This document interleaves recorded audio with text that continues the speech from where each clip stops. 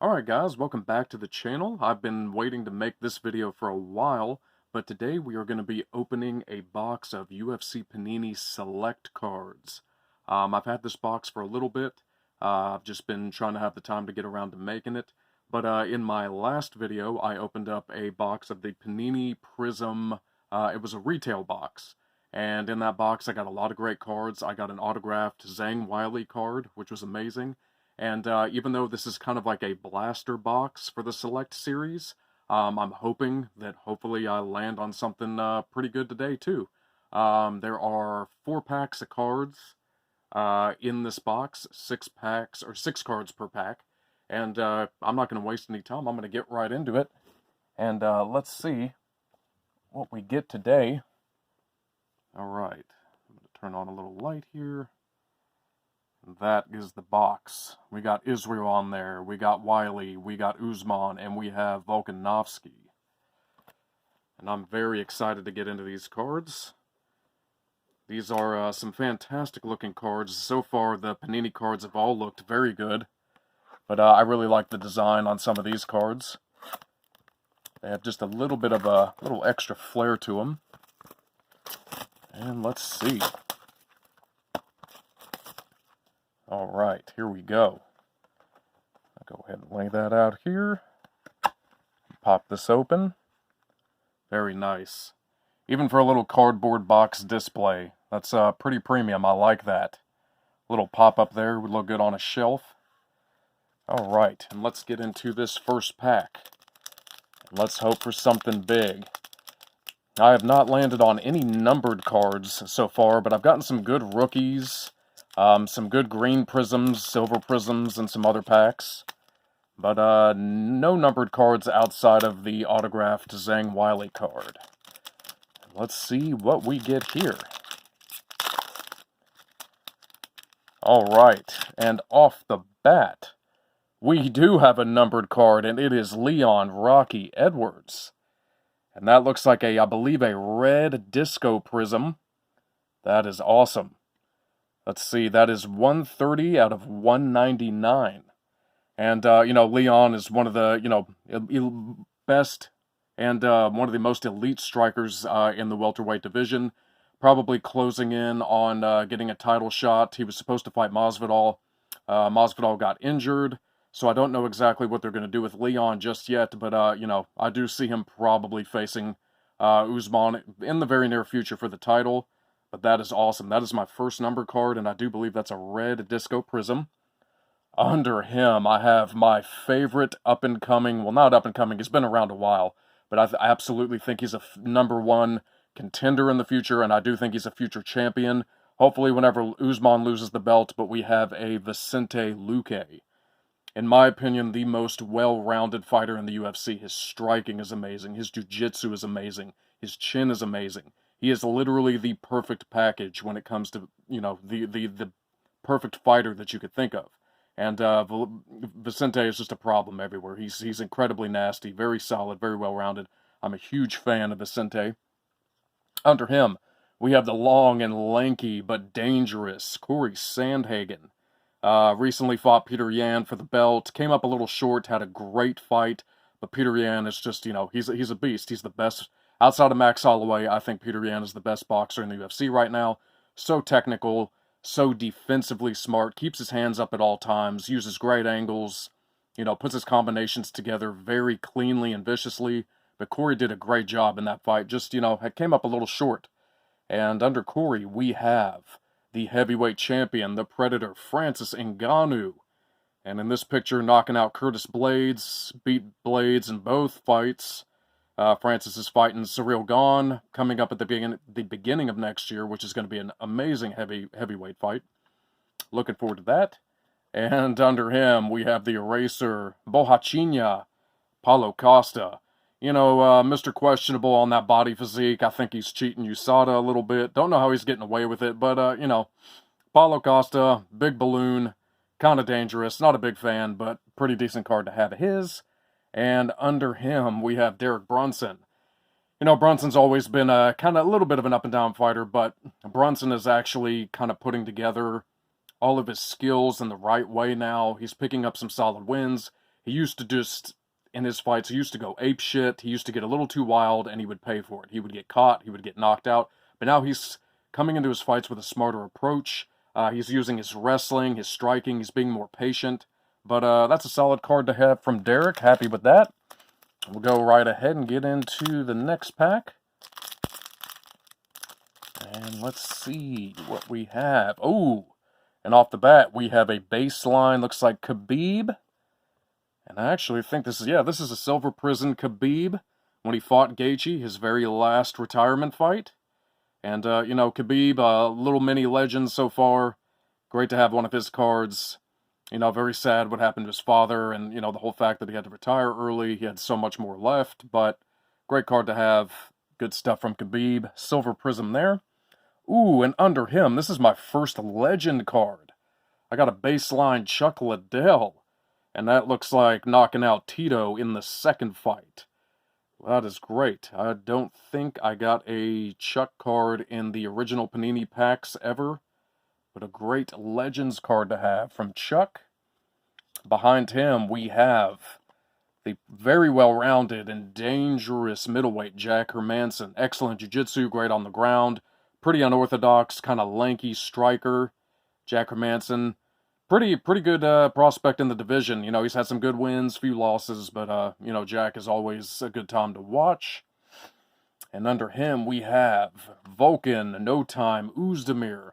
Another very solid striker in the light heavyweight division. Again, when he first came into the company, he picked up some good wins, took the loss to DC. He's had some losses recently. He got knocked out by Yuri. And more recently, he got knocked out by, actually lost to Magomed Ankalaev. But all those guys in Dagestan are just a handful to deal with. And, it's no knock on him to lose to anybody from Dagestan because they're just such killers. But love some Vulcan. Under him, we have the highlight, Justin Gaethje, who put on one of the fights of the year with Michael Chandler. Absolute insane back-and-forth war. I mean, they both took so much damage, mainly Chandler. Chandler just was wearing that damage on his face. Gaethje almost knocked him out with the uppercut. One of the most exciting fights of all time. I love Justin Gaethje.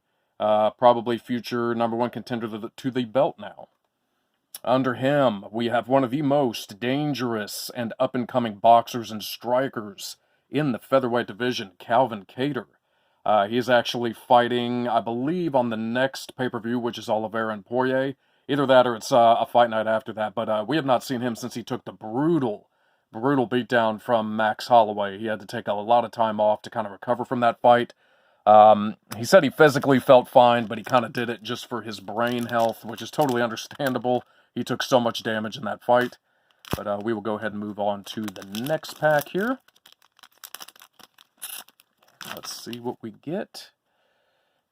All right, and under him, we have the newer and up-and-coming, very wild, super unorthodox, and insanely acrobatic Michel Pereira. This guy is absolute fireworks to watch every time he fights. That's actually a Silver Prism, and what a just insane fighter, man. He does backflips in the cage, backflip downed kicks, jumping off the cage for Superman punches, cartwheels, all kinds of stuff. The most acrobatic fighter in the UFC. It kind of cost him in the fight to I'm forgetting the kid's name, but he looked like basically a kid out of the crowd that wound up coming out, let Michel Pereira blow his gas tank, and then the kid wound up Colin. God, his name is right on the tip of my brain. It'll come to me, I'm sure, the minute I turn the camera off. But yeah, he was just this new kid that literally just came out and just waited for Michel to blow his tank and then just took over. But that's actually a Prism rookie card. That is an excellent card to have. And under him, here we go, another numbered card and another Jack Hermanson. 19 out of 99. Awesome. And it is a blue disco prism. Fantastic. I'm very happy to have that. Already getting some numbered cards. That's exactly what I've been waiting on in these packs. Very happy with that. And now we have the up-and-coming submission specialist in the backwoods hillbilly. How you doing, Bo? We got Bryce Mitchell here, and he's coming for that twister. And that's his rookie card. I actually have his rookie card in one of the baseline Panini packs. Bryce is doing some good things. He's actually fighting Edson Barbosa next, which is going to be an insanely interesting matchup. Barbosa, one of the best strikers in the UFC, deadly kicks, deadly boxer. But Bryce Mitchell, that jiu-jitsu, that takedown, that pressure, it's going to be a very interesting match. And if he can beat Barbosa, that will be a massive feather in his cap. Under him, we have the Holland Dutch kickboxer Jermaine Durandamy. She just recently retired fighting Miesha Tate. And Jermaine was always a good time. Not one of the best fighters in the division, but a very solid little mini legend there that's just been around for a while. And under Jermaine, we have Anthony Lionheart Smith. Excellent baseline card to have. I believe I have one of his in my original Panini pack. Excellent, former title challenger to John Jones, lost to John. Anthony's had some ups and downs. The tough loss to Glover, really took a beating in that fight. But Anthony's not going anywhere anytime soon. He'll definitely be in the top 5, in the top of the division for a few years to come. Under him, we have Brian T-City Ortega, one of the nastiest jiu-jitsu fighters in the company, one of the best featherweights on the planet. Had the insane fight with Volkanovski, came so close to getting that guillotine, nearly popped his head off of his spine. I could not believe that Volkanovski got out of that guillotine. I mean, so close, so deep. And I don't think anybody's come so close to winning a belt in their life. I mean, Volkanovski said he was in, oh shit, I'm about to lose a belt in trouble in that choke. That deep. So, phenomenal card for Brian Ortega there. And we're going to go on to the very last card in the pack. Let's hope for something really good here. All right. And to start off the last pack, we have Felice Herring. And this is another Disco Prism. Let's see, is this numbered? No, this one is not numbered, but it is it looks like we got a little bit of a Disco Prism going on here. Felice, to be honest, not one of the best fighters in her division.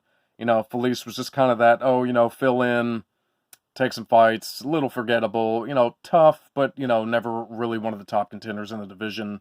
And, but not a bad card to have from Felice. Under her, we've got another Derek Brunson, another Disco Derek Brunson here. And that is not bad to have at all. Very happy with that. Put that off to the side. Under him, we have Darren Till. And Darren Till, when he first came into the company, it was looking like he was going to be the next big thing, very hyped up. We thought he was probably going to, kind of streamline right to the belt, stay undefeated. But after he picked up his first few wins in the UFC, he ran into some tough losses. He's had some tough losses recently. But I'm sure Darren, will rebound down the road. He's still a tough guy, still a very dangerous fighter in the middleweight division. Put that off to the side. And so excited for this because she is my all-time favorite female fighter. I think she's the best female fighter on the planet. I think she's better than Amanda Nunes, and she beat Amanda Nunes in that second fight, but the judges screwed her. But they will rematch down the road, and she will prove that she's the best female fighter on the planet. But we have a Valentina Shevchenko. And that is her beating Liz Carmouche, taking a swift kick to the arm. Not good. Everything Valentina does is so technically dangerous and perfect, and I mean, what a phenomenal fighter in every aspect of the world. Great on the ground, super powerful base. Her grappling is amazing. Her striking is deadly accurate. Her power is unbelievable. She's just the total package when it comes to a female fighter. She's amazing. Under her, we have Arnold Allen. Arnold Allen, very good prospect in the featherweight division, picking up a lot of good wins, very tough, very well-rounded, solid fighter in that division. And under we have Thug Rose Namajunas.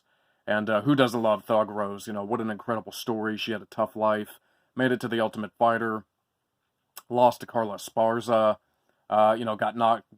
beat Joanna for the belt, got dumped on her head and knocked out by Jessica Andrade, got her belt back from Wiley Zhang, retained it, and I'm so happy for Rose. She's just such a sweetheart, such a good person, and it's amazing to see her have the belt.